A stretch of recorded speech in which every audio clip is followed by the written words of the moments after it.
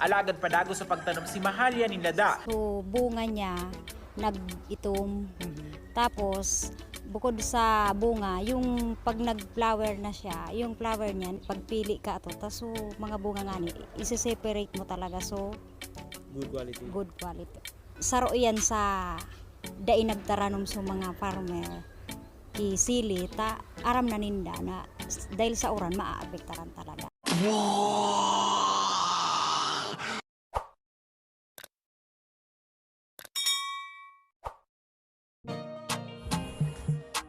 Good morning po. Ay, good afternoon na pala.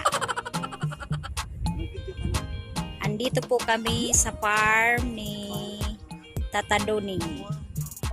Sa Pakwan Farm. Yan, nag-harvest po ng pakwan. Yan. Pistalwel. Yan. Yan po ang nagtanong sa ani.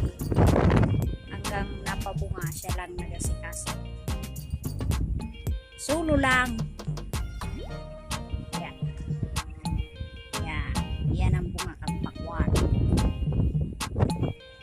Dito yan sa Bujaw Pakwan Farm.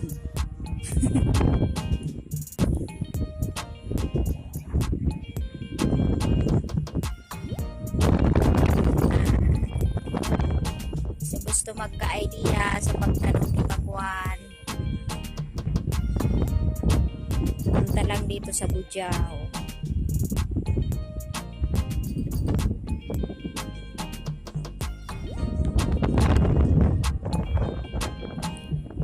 Kilos na yan?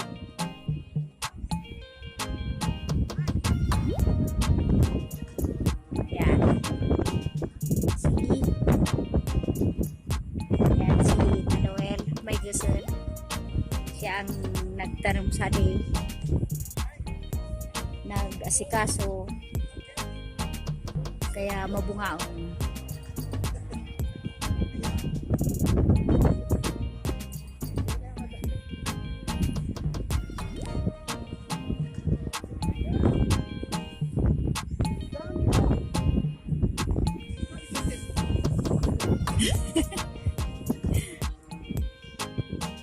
Yan si Sir Jansen, siya ang malakas na buyer namin.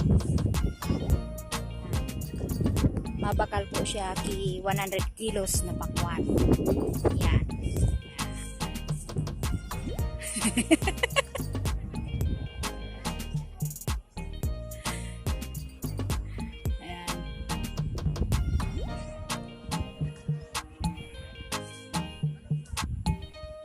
Ayun po, may buyer doon, humihingi ng pre-taste. Wala pang binibili. Pre-taste na daw.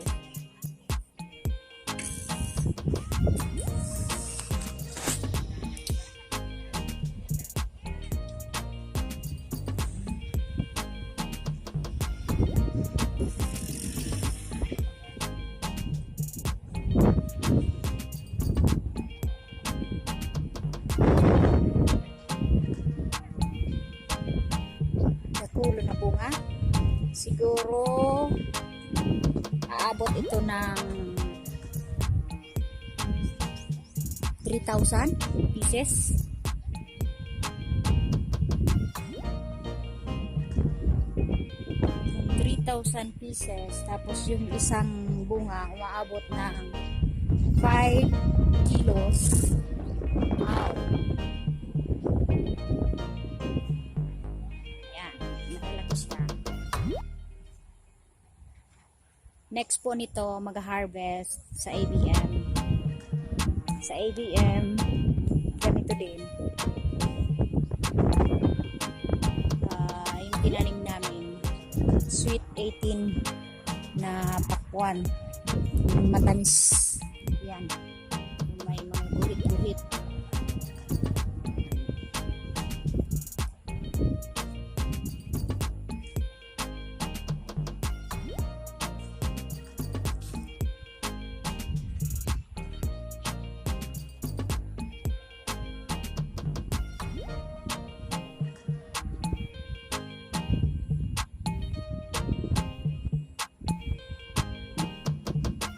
Tinanim ito January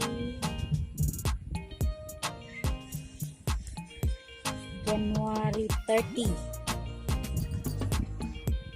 Yan, ngayon March 25. Pero tapos na.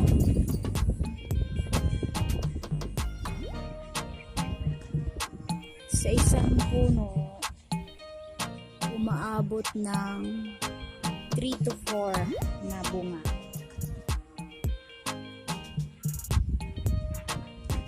Tapos yung isang bunga, umaabot ng 5 to 6 kilos. Ayan. Wow!